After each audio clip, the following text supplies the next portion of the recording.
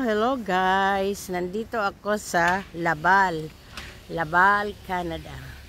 So guys, nandito kami kasi inanuhan namin yung bahay, yung condominium ng kaibigan ng asawa ko, kasama ng asawa ko sa trabaho. Tignan nyo naman po yung mga building dito. Ang tataas, condo lang po yan ha.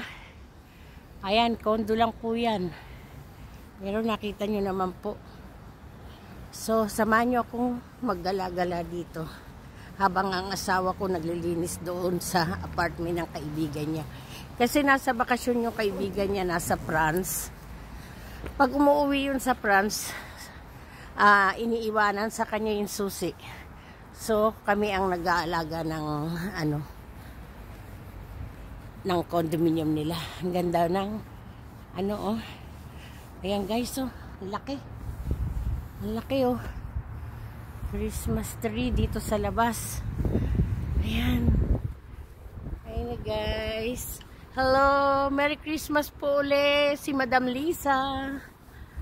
Ayan, ang sarap. Guys, sa totoo lang po, ngayon lang po kami nagpasko dito sa Canada na dry. Walang snow, walang palamuti. Kasi po, dito, tuwing magpapasko o Pasko, talagang nag-i-snow. Pero tignan nyo po ngayon ang daan. Talaga pong, ayan, wala po talagang snow. Pagkatapos po namin dito, pupunta po kami sa yung mga ilaw-ilaw. Kalimutan ko yung name. Pero bibidyohan ko rin po yun. Ayan na guys, tignan nyo. Nasa 4th floor ang pre ng hubby ko doon sa kabila. Ang taas po talaga, hindi ko makuhanan dahil sa sobrang taas. Ayan yung parking nila. Ayan. Tapos dito, ayan, hindi ko makuhanan sa sobrang taas. Ang ganda po talaga dito. Kaya pagka pumupunta siya rito, sumasama ako. Kasi, lalo na pag summer, lalo na pag summer, maganda ang mga flowers na nakalagay dito. Nag-hello sila sa akin. Ayun na guys. Lakad-lakad po tayo. Ayan. May sila rito May restaurant. Doon po sa kabila, po yun? Shopping mall. Ang tawag namin ay Carrefour Laval. Ayan. Maganda po rin dito sa Canada. Pero kung tatamad-tamad ka rito, hindi ka mabubuhay. Kailangan magsipag ka. Ako naman masipag sa loob ng bahay.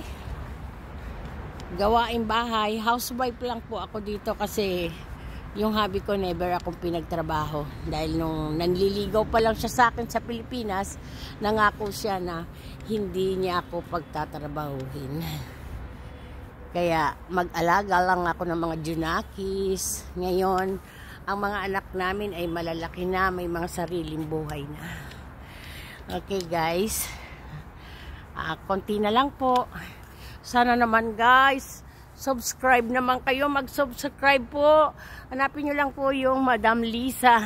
At saka po, hanapin nyo rin po sana ang Pelcan sa Montreal, Negrang Ina Vlog, tapos sa Aimee Vanderlepe. Saka sana naman, mapansin naman po sana ako ni Ka-Business. Ma-shoutout man sana ako ni Ka-Business. Ka-Business, napakatagal ko na sa inyong nanonood. Kailan lang ako nakapag-subscribe dahil noon hindi pa ako marunong. So ngayon, marunong na ako, nakapag-subscribe ako sa inyo. Pero nung maliit pa lang ang YouTube ninyo, nandyan ako. Lahat napapanood ko. Hindi ko lang matandaan lahat-lahat, pero pagka binanggit mo sa akin na kung ko yun, maaalala ko. Sana po, i-shoutout nyo naman ako, Madam Lisa,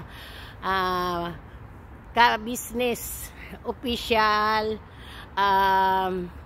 Family Ka-Business, saka Papa Dins TV.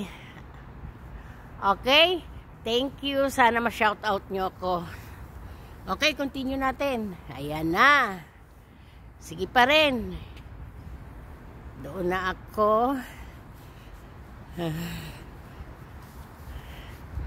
Diba po ang gaganda ng mga condominium dito. Condominium lang po yan. Sana one time, pag nanalo ako sa loto, makabili ako ng sarili kong condominium. Para kung galit ako sa asawa ko.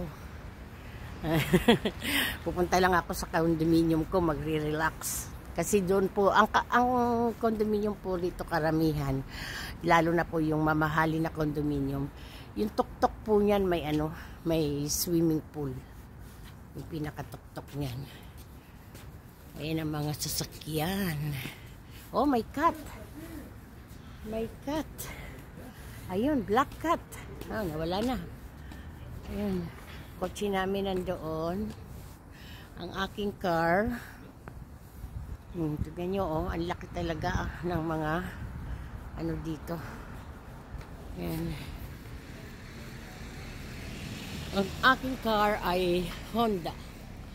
Yan po ang aking car. Yang silver.